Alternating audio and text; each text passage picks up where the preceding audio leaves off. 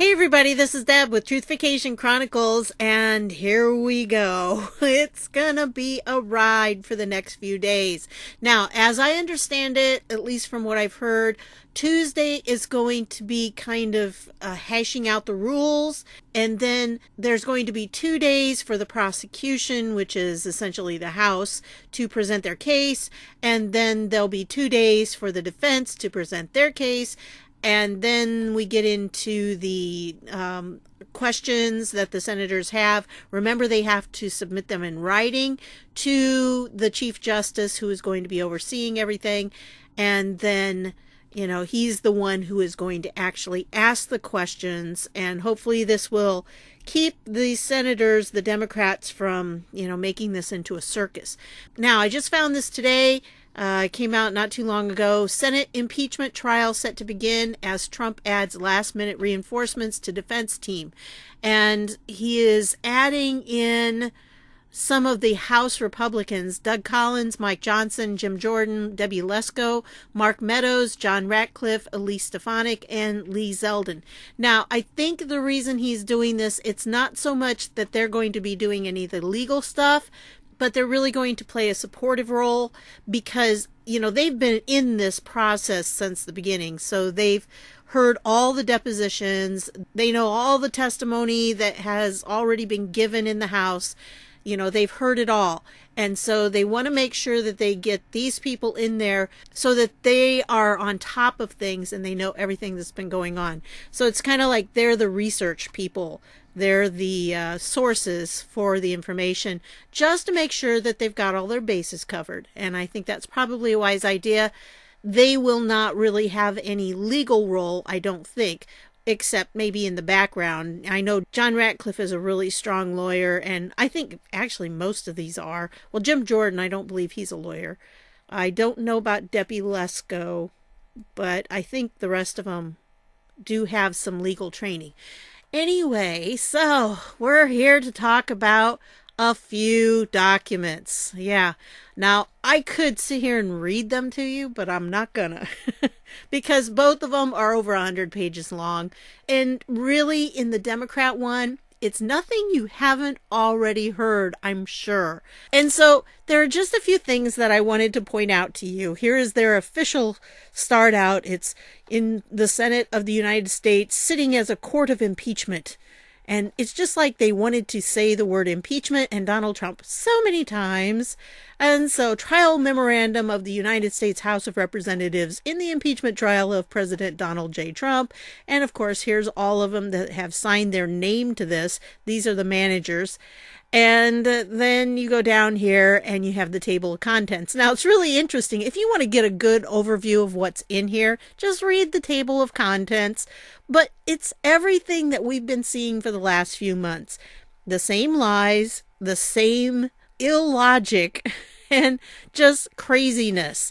So everything is pretty much the same. The Senate should convict President Trump of abuse of power.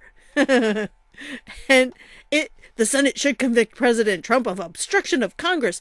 What's really fun to do with this document is go through and put in a word, do the find thing like I did here with conspiracy. There are 11 different times they use the word conspiracy. And so it's kind of fun to go through and to see all the different times. The second investigation concerned a debunked conspiracy theory that Russia did not interfere in the 2016 presidential election to aid President Trump. You know what? Nobody in this world thinks that Russia did not interfere in the 2016 election. We know they did. And having Ukraine interfere in it does not preclude Russia from interfering. So they can both interfere. It's possible. I don't think the Democrats have thought. But anyway, you can just go through and see all the different times it says conspiracy theory, conspiracy theories, 2 conspiracy theories that President Trump advanced. Yes. And more conspiracy theories. His efforts to advance the conspiracy theory accelerated after news broke that Vice President Biden would run for president in 2020. And into a discredited conspiracy theory that Ukraine, not Russia, see, again, they keep saying that, interfered in the 2016 election. And one element of the latter conspiracy theory was that CrowdStrike And then it says that the president erroneously believed was owned by a Ukrainian oligarch. Okay. That was not in anything Trump said. I don't recall Trump ever saying that. I remember him asking Zelensky to, consider investigating CrowdStrike and their influence. And Trump never did finish his sentence. He didn't say anything. But we do know that CrowdStrike has some connections there. And by the way, if you watched my video on Cheryl Atkinson, one of the guys that was investigating her, one of the people that was an agent, federal agent, that was on some kind of special task force that was looking into her records and everything, that guy ended up, I don't know if he quit or if he was fired, but then he went to CrowdStrike. Yeah, and he became CEO or president or something like that of CrowdStrike. So there are connections. They're everywhere. And by the way, I think one of the major players in CrowdStrike just sold off a whole big bunch of stock recently. And I mean, it was like big time bucks. So I thought that was kind of interesting too. I saw that. But you just can do that with lots of different things, lots of different terms that you put in there, like scheme. Ooh, they had so many times that, Trump was involved in planning some kind of scheme. They used the word 24 times, okay? The word scheme. And, just by using that word, the connotation of it is that it's negative, and it's like about the scheme and about related investigation into it, to cover up his scheme. It's just to execute his scheme. And so when you read it that way, it is so funny. When news of his scheme to withhold the funding broke. Oh, in furtherance of the corrupt scheme, President Trump exercised his official power to remove a perceived obstacle to Ukraine's pursuit of the two sham investigations. Oh, I mean, it's just, when you read through this, yeah, do it this way. I'm serious. It's one of the best ways of doing it. And look up the word debunked, and just, they use the same terms over and over again, and they're very emotionally charged words. We've talked about this many times, folks, and you know the scheme that they're doing. Because this is how you manipulate people's emotions. You get them emotionally charged words, and when they see those emotionally charged words, it prejudices them against what's going on. And so, when you go in here and the evidence is unambiguous, look up the evidence is, what is it? Overwhelming. Overwhelming's a real good one to put in too. And so I encourage you to do that, because when you start doing that and you look at this document from that point of view, you'll get the hang of it. You'll understand what's going on. But anyway, this is the document itself. Again, here's all the wonderful things that they are stating. And really, it's a relatively short table of contents. But then that goes to about page 49. 49 is where they start this attachment, at least page 49 in the PDF, because remember, all this front material is not counted. And so page 49 is where they start the attachment, statement of material facts. And from then on to the end, there's 111 pages. Yeah, it is all their idea of facts. Yeah, not really facts, but they call them facts. So I've got a couple things I wanted to point out. I started reading it and I thought, well, how much of this am I going to actually share with you? But there were a couple things I wanted. They start out with this introduction here, and of course, it goes on and abuse of power and all the different things. But then I want to show you this particular phrase right here, where it says, these theories were baseless. There is no credible evidence to support the allegation that the former vice president acted improperly in encouraging Ukraine to remove an incompetent and corrupt prosecutor in 2016. Well, the reason the guy was considered incompetent and corrupt because he was investigating Burisma, and that was Hunter Biden's, the thing that he was on the board of. It's like, really? That's why he was. And the thing that it says no credible evidence, how about a video of him bragging about it? I mean, how much more credible evidence do you have? It's obvious to anybody who watches that video that's what he was doing. But oh no, the Democrats say there's no credible evidence to support it. Oh, I read that one and I thought, really, seriously? Come on. I can't imagine. Okay, let me see if I can find this one here. And then we have this: Ukraine's announcement of that investigation would bolster the perceived legitimacy of his presidency. Look at that phrase right there. The perceived legitimacy of Trump's presidency? So what? They think that he's not really the president. That's what it's saying right there. That his legitimacy is only perceived. It's not real. That is a very stunning statement there that they had to say, because that's what they're claiming. Ukraine's announcement would bolster Trump's perceived legitimacy. That one ticked me off when I read it. I couldn't believe that's what they were saying. Well, I can. Yeah. When you get kicked by a donkey, consider the source. And so there's a lot of donkeys involved in this. Okay, let me go down here. And on page 13 of the PDF, page 13. Yep, I should have put it up there in the top. I forgot I was so far away. 11, one more, 12. I lied, 2 more. Okay, and then we get to this one, and down here near the bottom, it says, but the framers provided for impeachment as a final check on a president who sought foreign interference to serve his personal interests, particularly to secure his own reelection. Okay, look at this, folks.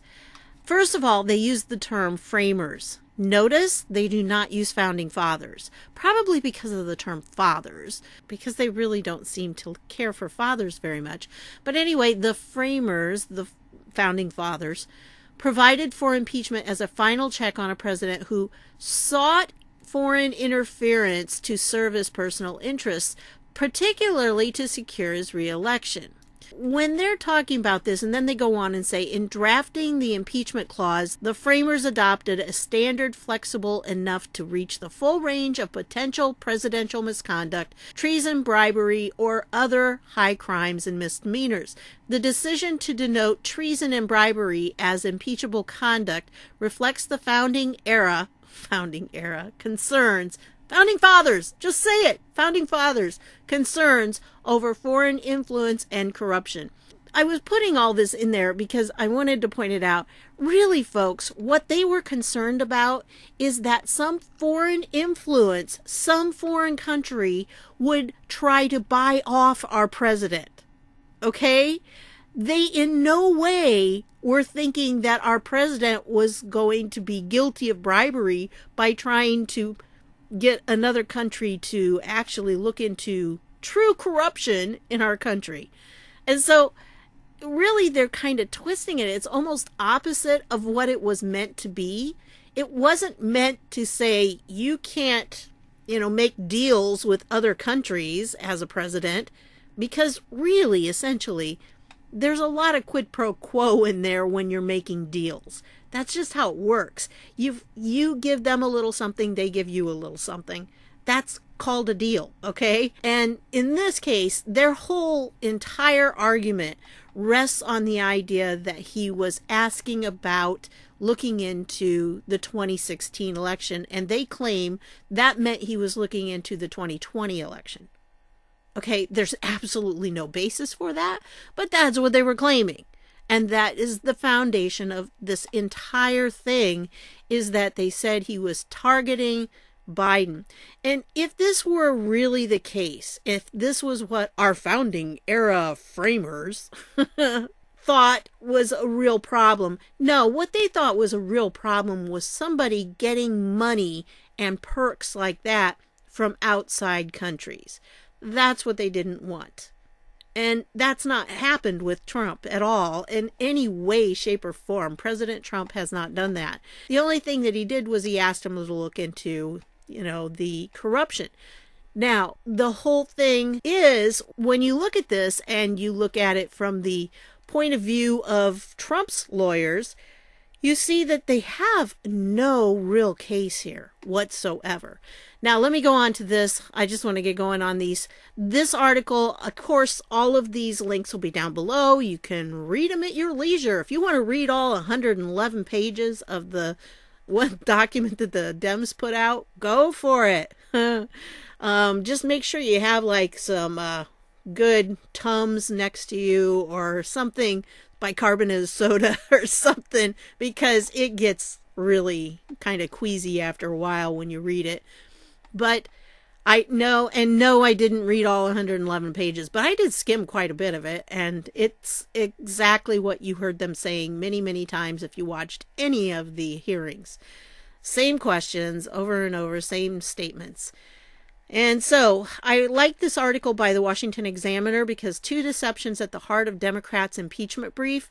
And so I don't know why they call them briefs. They're definitely not brief. 111 pages, not brief. And so it says, in a newly released impeachment brief, Democratic House managers argue that President Trump must be removed, quote, immediately to protect the integrity of the current presidential race. Quote, the Senate must use that remedy now to safeguard the 2020 U.S. election, the managers write. Well, they really need to have anyone who is running, for president on the Democratic ticket needs to recuse themselves from these proceedings. But that's not going to happen. You just watch.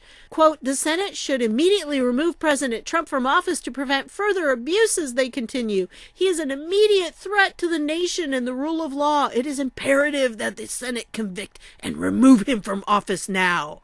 Okay, so here's the deal, folks. They're claiming there are two deceptions. That's what this article is about. They insist that he must be removed, immediately. And that, and it says here, one is flat out wrong while the other is misleading. So let's go into them. The one that is flat wrong is the Democrats' assertion that Trump wanted Ukraine to investigate, quote, a debunked conspiracy theory that Russia did not interfere in the 2016 presidential election to aid President Trump, but instead that Ukraine interfered in that election to aid President Trump's opponent, Hillary Clinton. Well, we already talked about this because the problem is the theory does not hold that Russia, quote, did not interfere in the 2016 election. There's a mountain of evidence that Russia interfered, and that has been the conclusion of every investigation into the matter, beginning with the first congressional inquiry by the House Intelligence Committee under then Chairman Devin Nunes. The theory is that in addition to Russian interference, some people in Ukraine, including some government officials, also tried to influence the U.S. election. It was not a government-run effort, and it was on a far smaller scale than the Russian project, but it happened. Okay, and so that is the first one. And the second one, if you have to go quite a ways down for that one. By the way, this really is a good article, the whole article to read. And the second one was that Trump was asking for interference from Russia.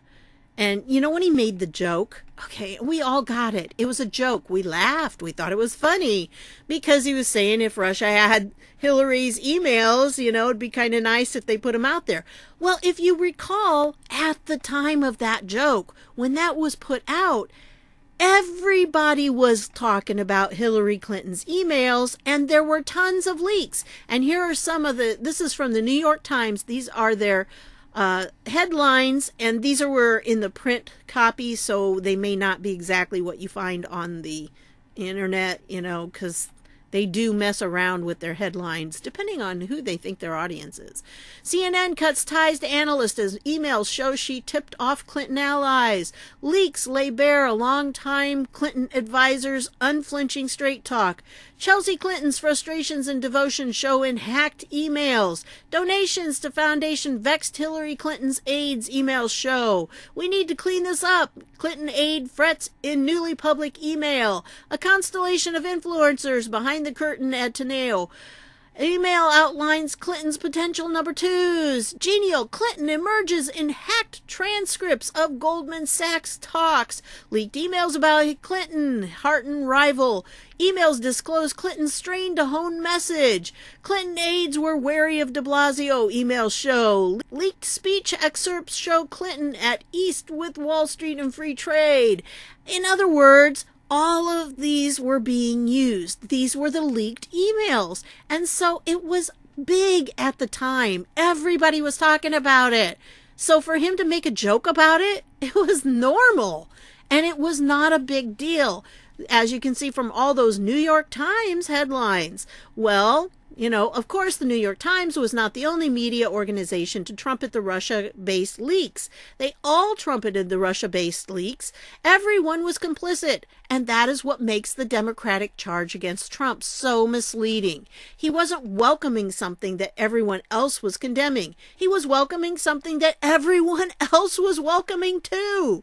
And now, in retrospect, this is a terrible offense. Part of the foundation for removing the president from office? Yeah. So, see, there are two really basic flaws. There's more than that, okay? There are a lot of basic flaws in that document, at least from what I saw. There are so many things, and you know what they've been saying. They've been debunked so many times by our representatives, like Jordan and everything. But they keep at it. And so Trump team calls flimsy impeachment dangerous perversion of the Constitution in lengthy filing. And so this is the article about the Trump team filing. And here's the link to 110-page filing. It actually comes out to be 171 pages. So, yeah, the filing itself probably is that long. But trial memorandum of President Donald J. Trump, and here's our people. Now, for those of you who've been watching my channel and you've heard me read letters from Pat Cipollone before, you'll actually know some of this stuff. And I think in the appendices at the end that they include a couple of the letters that I think we went over. So, you're not surprised by what he includes just because we've already talked about it. And you're in the know. Isn't that a cool feeling? Anyway, here is, you start out with the executive summary, and they just go through and they say, look, this is crazy. An impeachable offense requires a violation of established law that inflicts sufficiently egregious harm on the government that it threatens to subvert the Constitution. And they did not do that. The Senate cannot convict unless it finds that the House managers have proved an impeachable offense beyond a reasonable doubt. The Senate may not consider allegations not charged in the articles of impeachment. Now, one of the reasons they put that is because guess what? Yeah, the House manager, one of the House managers is saying, he's guilty of bribery. Yeah, well, that's not listed in the articles of impeachment. So you can't just throw out new things. This is the guy from Colorado, Representative Jason Crow, will be one of the 7 Democratic impeachment managers prosecuting President Trump this week in his Senate trial. However, he seems a tad unclear on what the trial is about, or at least what the defendant is facing as the allegations of impeachable conduct. Crow declared on CNN's State of the Union that Trump was really guilty of bribery. The problem is that bribery was rejected as an article of impeachment. Not only is it grossly unfair to go to trial while alluding to uncharged conduct, it is especially bizarre when the Supreme Court seems prepared to affirm the very case law that I cited earlier in rejecting such expansive interpretations. So the thing is, this guy who is going to be one of the impeachment managers, and he doesn't even know what they're impeaching Trump on. I mean, this is just, it's insane. It is so crazy. So anyway, that's why I think they put that in there. And, if you like reading legal documents, it's a good one to read, I guess. Again, it's a lot of pages. But there are a couple of good things in here that I'd like to, show you about. If you just read these tables of contents, they'll really give you an overview of the whole thing, though. And they're a lot shorter. But anyway, see, they just go through House Democrats' assertions that the framers particularly intended impeachment to guard against, quote, foreign entanglements and, quote, corruption of elections are make-weights that distort history. Yeah, that was pretty interesting to read.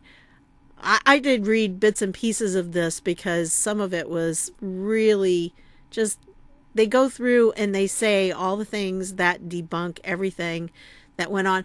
By the way, if you don't know, the reason that President Trump limited what his people would do, like told them not to go in for the subpoenas, was because they weren't legally issued. There's a process that needed to be followed, and they weren't following it. The Democrats in the House wanted to do all the inquiry before they had the vote, but they were supposed to have a vote on whether or not to do the inquiry first. And that would have made everything legitimate as they were going on. Then they could legitimately put out subpoenas for those people. And if they had done it that way, it's very possible that Trump would not have stopped his people from responding to the subpoenas. Now, I do suppose that when it came to like maybe John Bolton, National Security Advisor, probably he would have not allowed him. Maybe not Mick Mulvaney as the chief of staff either, but you know, some of the other ones, they may have been allowed in. But the whole point of it was the Democrats did not follow the proper procedures, and that made their subpoenas invalid. So, yeah, subpoenas issued before House Resolution 660 were invalid and remain invalid because the resolution did not ratify them. So that was a big part of it. And there also is this big battle that we've talked about before between the two branches of government, that the Congress wants to usurp what's really the power of the president. And it's a battle between them. And it was set up this way by our founding fathers, or our framers, as the Democrats say.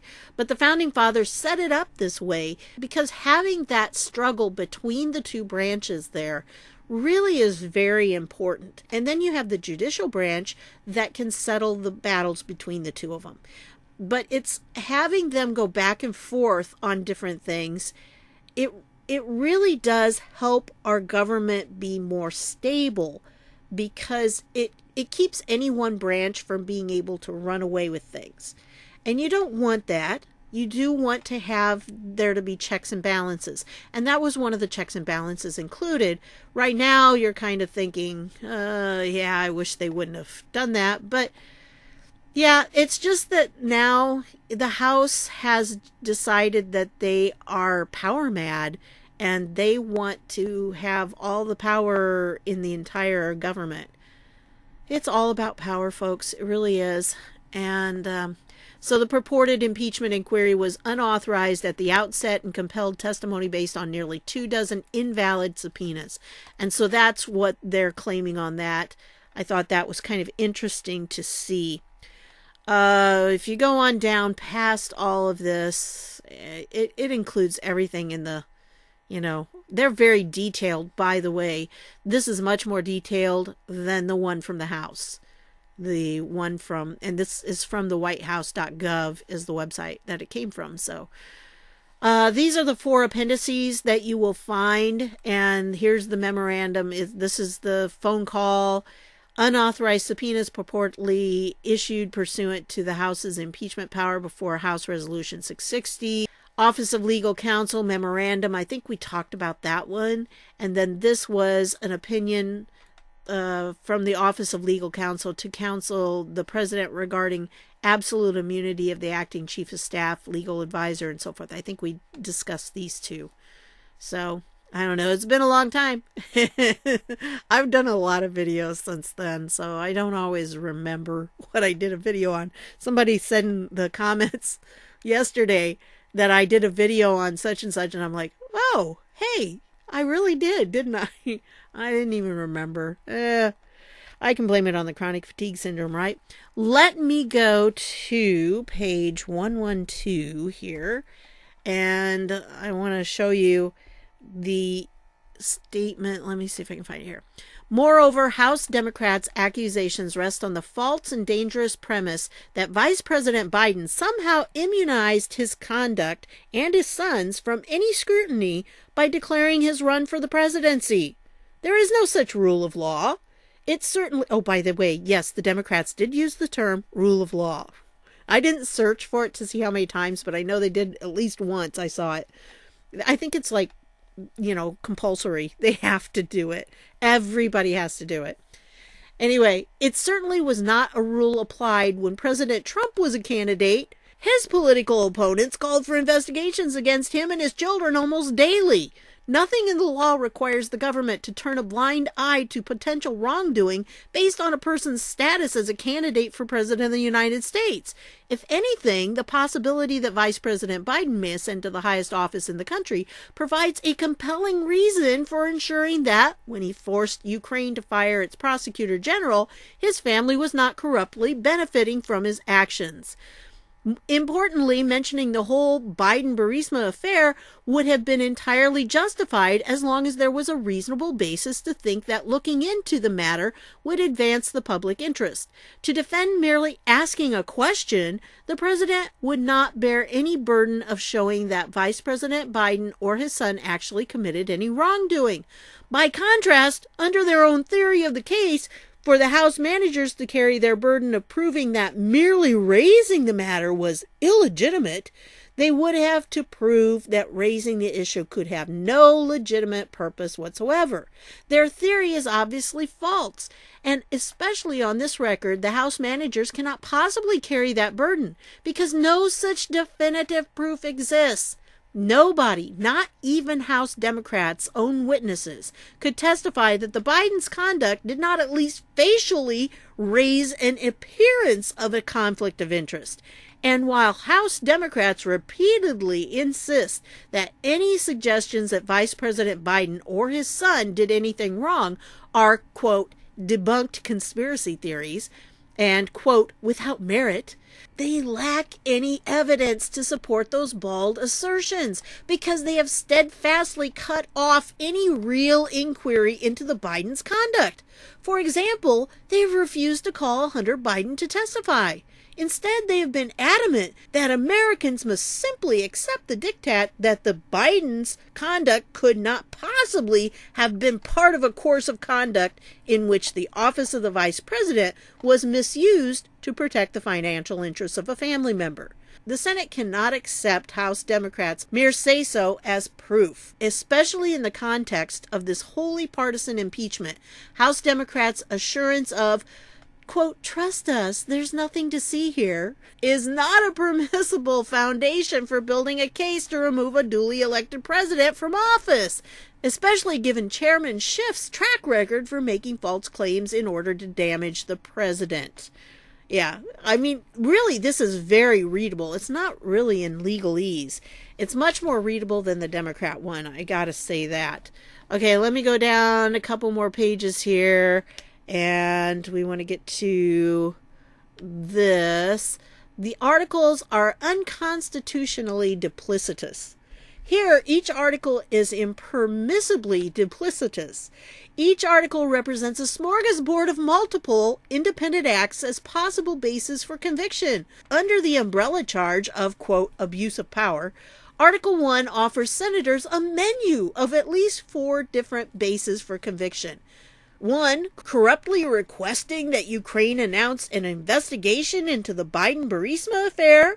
2, corruptly, and notice corruptly is in quotation marks each time, because that's one of those energy-charged words that they like to use. Be interesting, I need to go back and maybe check for that and see how many times they use corruptly. Requesting that Ukraine announce an investigation into alleged Ukrainian interference in the 2016 election. 3, corruptly conditioning the release of Ukraine's security assistance on these investigations. And 4, corruptly conditioning a White House meeting on these investigations. Article 2 similarly invites senators to pick and choose among at least 10 different bases for obstruction, including 1, directing the White House and agencies, quote, without lawful cause or excuse, not to produce documents in response to a congressional subpoena, or 2, directing one or more of 9 different individuals, quote, without lawful cause or excuse, not to testify in response to a congressional subpoena. As a result, the articles invite the danger of an unconstitutional conviction if less than 2/3 of senators agree that any particular act was an abuse of power or obstruction. With at least 4 independent bases alleged for abuse of power, Article 1 invites conviction if as few as 18 senators agree that any one alleged act occurred and constituted an abuse of power. So I guess if they would decide that, part of them say, well, this part of Article 1 is worthy and that part of Article 1 is worthy, so they get people on different things. And so it opens the door for it to be, kind of tricky.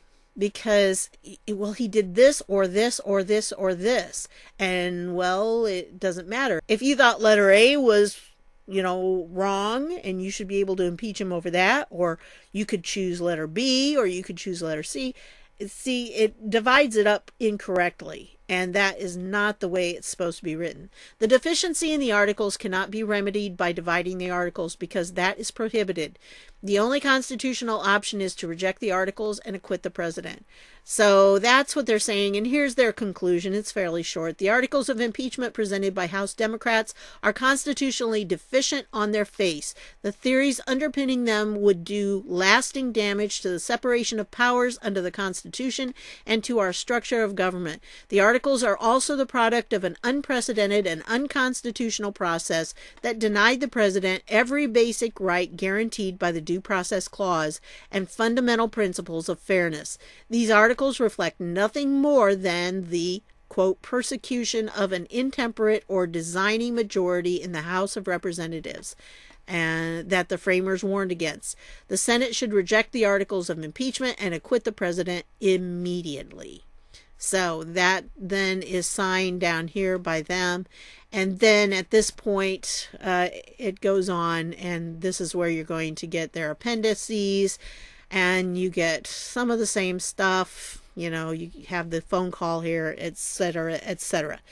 So, yeah, there's a lot that goes on, a lot happening, and everything's about ready to hit the fan tomorrow. On Tuesday, which is when this video should come out, there's probably not going to be much going on except some bickering back and forth about procedures. And so I think that's what's going to be happening on Tuesday. I don't know if they will then start on Wednesday. So maybe, I know there's 2 days for the House to present their case and then 2 days for the president's people to respond. And so it could be like Wednesday, Thursday for the House, then Friday and Saturday for the president. Now, I do know that once they start, it's 6 days a week. And it can be as long as it, needs to be. There is nothing else they will be doing. Essentially, our government will be shut down for this period of time. Nobody's doing nothing but this trial. That's all that's going to happen. It's going to be interesting. I still don't know what the deal is with Chief Justice Roberts, because I would think that because he was involved with the FISA court that he should not be able to preside over this, but that may, I don't know, maybe it'll come out. Who knows at this point. But I do know that's one last thing I want to leave you with here is this Breitbart article. The impeachment kill switch, McConnell dismissal rule corners Democrats, blocks antics as trial commences. Essentially, the president's people have a chance to say, we want it done now. We're done providing all our information. Y'all need to make your decision. So Senate Majority Leader Mitch McConnell is, as of now, including in the U.S. Senate impeachment trial rules, a, quote, kill switch that effectively allows for the president's legal team to seek an immediate verdict or dismissal of the case should Democrats engage in any shenanigans like they did in the House process. So they're going to find out that they are in a different situation and they're not in charge and their people are not in charge. So things are not going to go the way they want them to. I think the Democrats are going to finally find out that not everything works the way they want it to. So anyway, that's what I've got for you on this one. I want to thank you for stopping by, and I'll see you later with more fun from the impeachment week. So, see y'all later.